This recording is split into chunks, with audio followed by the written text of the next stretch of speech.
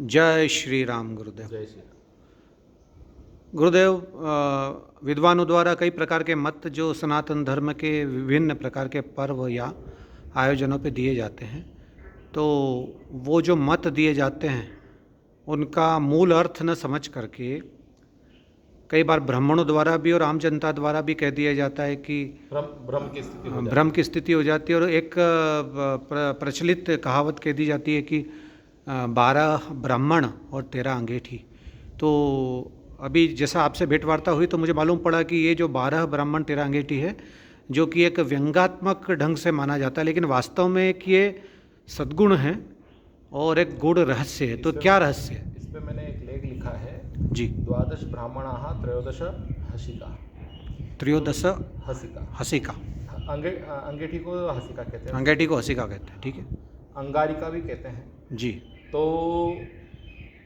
ये कहा जाता है, प्रचलित है कि ये ब्राह्मणों में विवाद का, मत भिन्नता का जो कारण है उसके ऊपर ये व्यंग्य बोला गया है कि ब्राह्मणों में एकता नहीं हो सकती है। लेकिन मैंने इसमें ये बताया है कि 12 ब्राह्मणों की जब सभा या उनका समागम हुआ तो सब ब्राह्मणों ने एक ही टॉपिक पे अलग अलग अपने मत रखे। जी। यथा ब्रह्मांडम तथा पिंडम, यथा पिंडम तथा ब्रह्मांडम, पिंडस्थम ब्रह्मांडम और पिंडस्थम ब्रह्मांडम, ऐसे करके उन्होंने अपने 12 मत प्रकट करे। फिर उनमें से वो सबसे बुजुर्ग और विद्वान व्यक्ति था, उसके पास जब बात गई तो उन्होंने कहा कि यत पिंडे तद ब्रह्मांडे। तो 12 ही मतों का 13वें ब्राह्मण ने समावेश कर दिया। जी। तो वो अच्छा पुष्ट मत बना। जी।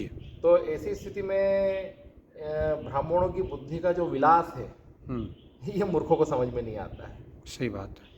तो जिसको समझ में नहीं आता वो बोलेगा कि ये भ्रम। हाँ, उसके लिए वो 12 ब्राह्मण 13 उसके लिए भ्रम ही मानो। हाँ, उसके लिए जबकि है वो ब्रह्म। ये बात हो जाती है।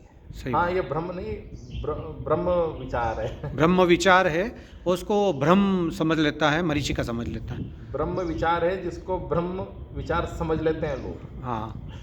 पर ये गुरुजी, ये जो है, ये जो गूढ़ रहस्य, इसको न जानने के कारण ब्राह्मणों द्वारा भी इसको, मतलब जो व्यंग है, इसको समर्थन दिया जाता है। ब्राह्मणों को अध्ययन की आवश्यकता है, ब्राह्मण अध्ययन करें और जो अध्येता हैं, जो अच्छे ब्राह्मण हैं जिन्होंने अध्ययन कर रखा है, उनकी शरण में जाएं, उनके गुरु बना के उनसे विद्यालय में। सही बात है। अपने हिसाब से बुद्ध जो अध्येता ब्राह्मण हैं, तो दूसरे जो नए नवागत ब्राह्मण हैं, तो या मान लो किसी को अध्ययन का अभाव है तो वो अध्येता ब्राह्मण के पास जाके विधिवत उनको गुरु बना के और अध्ययन करे।